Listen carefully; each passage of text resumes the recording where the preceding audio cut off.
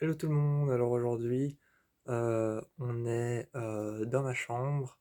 Je suis vraiment désolé pour le reflet dans mes lunettes. C'est la télé de ma chambre qui est allumée, mais elle est sur mute, donc elle ne fait absolument aucun bruit.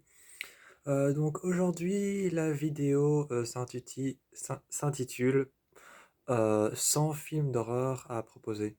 Évidemment, la vidéo d'aujourd'hui s'intitule 100 films d'horreur à proposer, mais évidemment, j'en ai 100 qui sont dans cette armoire ici. 100 films d'horreur et 100 séries. Mais comme il y en a quand même 100, eh ben, je vais pas tous vous les proposer, mais je vais quand même vous en montrer quelques-uns. Avant de commencer et de vous faire le topo de ce que je vais vous proposer et de ce que je vais mettre en tant que film d'horreur potentiel pour une soirée entre amis. Avant de faire ça, eh bien, le premier étage que vous pouvez voir là-haut, c'est l'étage des films avec une psychologie particulière. Celui en dessous, ici, c'est un étage avec des films d'horreur qui ont un suspense assez particulier.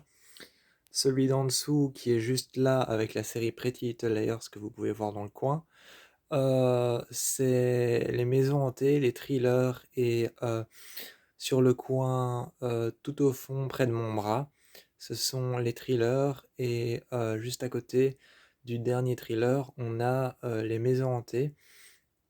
Et tout en dessous encore, là où il y a le réveil et là où il y a la série, je ne sais pas si vous la voyez bien, qui s'appelle House of Cards, eh bien, ce sont les séries de films et les films de serial killer.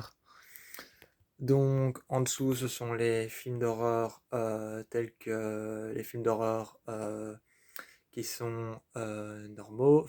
Enfin, normaux n'est peut-être pas le mot, mais ce sont les films d'horreur du genre qu'on regarde entre amis, comme l'univers de Conjuring ou encore bien d'autres. Donc ici, on a tout ce qui est psychologique, là, on a tout ce qui est un peu dans un bordel un peu différent de tous les films d'horreur, que ce soit thriller, horreur, que ce soit horreur, horreur, que ce soit psychologique ou gore ou encore body horror. Eh bien ici, c'est tout ce qui a un genre très particulier. Je vous propose le tout nouveau Candyman que j'ai vu très récemment, qui est assez génial.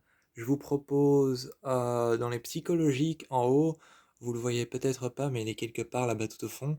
Je vous propose Old, qui est génial, qui parle de la vieillesse, qui est dans la psychologie de comment les années défilent, comment les années défilent et comment les enfants vieillissent tout autant que les parents, comment le métabolisme humain se met à vieillir phase par phase et étape par étape.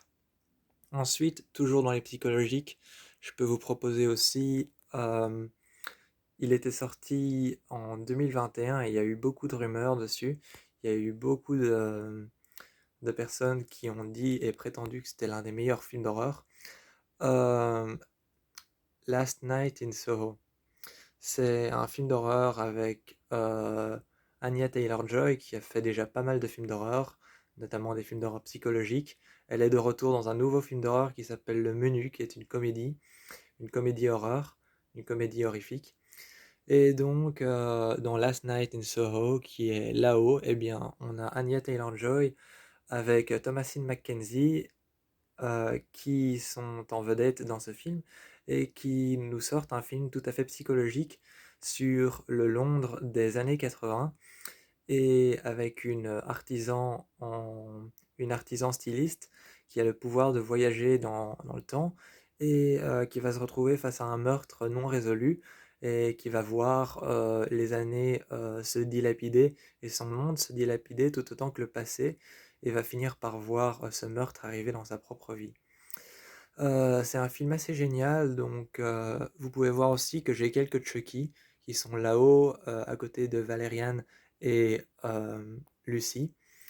Vous pouvez voir que j'ai quelques Chucky, mais j'en ai pas beaucoup parce que je n'aime pas trop les films de poupées, y compris Annabelle, l'univers de Conjuring et The Boy. J'ai aussi quelques préférences par rapport aux poupées.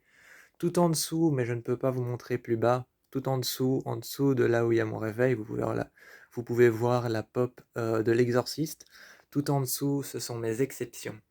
Mes exceptions, sont les exceptions tels que les films de zombies, tels que les films de loups-garous ou tels que les films de, de, tels que les films du genre Evil Dead, assez gore, assez trash.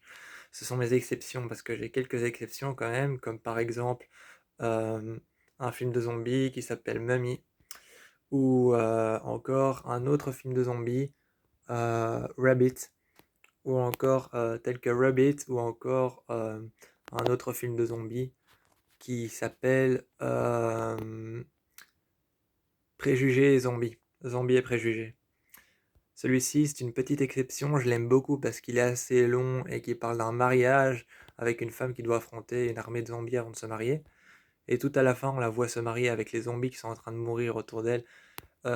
Zombies et préjugés, c'est un film génial avec Ella Headcoat, qui est une actrice géniale aussi, sur laquelle je ferai sûrement une vidéo. Et donc, je fonctionne par principe. Tous ceux-ci sont ceux qui ont des principes un peu space. Au-dessus, on a les psychologiques. En dessous, on a les tueurs en série et maisons hantées avec aussi. On a les maisons hantées, les tueurs en série et les serial killers.